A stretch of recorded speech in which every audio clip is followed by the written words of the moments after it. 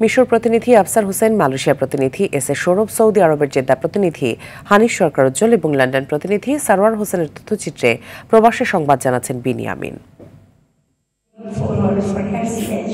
মিশরের নতুন প্রশাসনিক রাজধানী নিউ কায়রোতে অনুষ্ঠিত প্রথম D8 স্বাস্থ্যমন্ত্রী পর্যায়ের বৈঠকে অংশ নিয়েছে বাংলাদেশ। সেখানে দেশের স্বাস্থ্য খাতের সাফল্য, উদ্ভাবন ও ভবিষ্যৎ পরিকল্পনা আন্তর্জাতিক অঙ্গনে তুলে ধরেন প্রতিনিধিরা। ইনোভেশন, ইকুইটি অ্যান্ড রেজিলিয়েন্স শীর্ষক এ উচ্চ পর্যায়ের সম্মেলনে বাংলাদেশ প্রতিনিধি দলের নেতৃত্ব দেন স্বাস্থ্য অধিদপ্তরের মহাপরিচালক প্রফেসর ডাক্তার মোহাম্মদ আবু জাফর। জলবায়ু ঝুঁকির কথা মাথায় রেখে বাংলাদেশ আরও স্থিতিস্থাপক স্বাস্থ্য ব্যবস্থা গঠনে কাজ করছে বলে জানান তিনি। এ লক্ষ্যে জাতীয় স্বাস্থ্য নিরাপত্তা কর্মপরিকল্পনা প্রণয়নের পাশাপাশি প্রতিটি নাগরিকের জন্য শিগগিরই ইউনিক হেলথ আইডি চালুর ঘোষণা দেন প্রফেসর জাফর। জুলাই গণ অভ্যুত্থানের সময় সংঘটিত মানবতা বিরোধী অপরাধে সাবেক প্রধানমন্ত্রী শেখ হাসিনার ফাঁসির রায়কে স্বাগত জানিয়ে মিষ্টি বিতরণ করেছে মালয়েশিয়া বিএনপি। রাজধানী কুয়ালালামপুরের একটি হোটেলে অনুষ্ঠিত এ আয়োজনে প্রধান অতিথি ছিলেন মালয়েশিয়া বিএনপির নেতা দাতুক সিরি শহীদুল্লাহ শহীদ। এ সময় আরও উপস্থিত ছিলেন খোরশেদ আলম, জহিরুল ইসলাম, ইমাম হোসেন, সাইফুল ইসলাম ও মাহফুজ সরকার সহ অনেকে।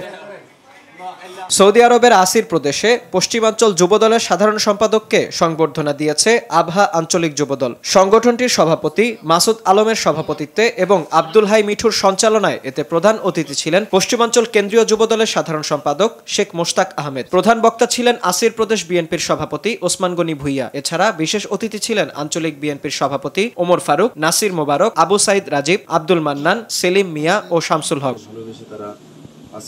যুক্তরাজ্যে দারুল হাদিস লাতিফিয়া লন্ডনের আলিম ও হিফজ কোর্সের গ্র্যাজুয়েশন সেরিমনি অনুষ্ঠিত হয়েছে। অনুষ্ঠানে অর্ধশত আলেম ও হাফেজে কোরআন শিক্ষার্থীকে পাগড়ি পরিয়ে এবং সার্টিফিকেট দিয়ে সম্মাননা প্রদান করা হয়। এতে প্রধান অতিথি ছিলেন আল্লামা ইমাম উদ্দিন চৌধুরী, বড় সাহেব ফুলতলি। এছাড়া বিশেষ অতিথি ছিলেন বাংলাদেশ আঞ্জুমানে আল ইসলাহের সভাপতি ও দারুল হাদিস লাতিফিয়া ট্রাস্টি বোর্ডের সেক্রেটারি আল্লামা হুসামুদ্দিন চৌধুরী ফুলতলি এবং টাওয়ার হ্যামলেটসের এক্সিকিউটিভ মেয়র লুৎফর রহমান। অনুষ্ঠানে আরও বক্তব্য দেন প্রতিষ্ঠানটির প্রিন্সিপাল মাওলানা মোহাম্মদ হাসান চৌধুরী ফুলতলি, গভর্নিং বডির chairman Maulana Farid Ahmad Chowdhury, co head teacher Hafez Maulana আনহার আহমেদ ও হাফেজ মাওলানা মুফতি মারুফ আহমেদ।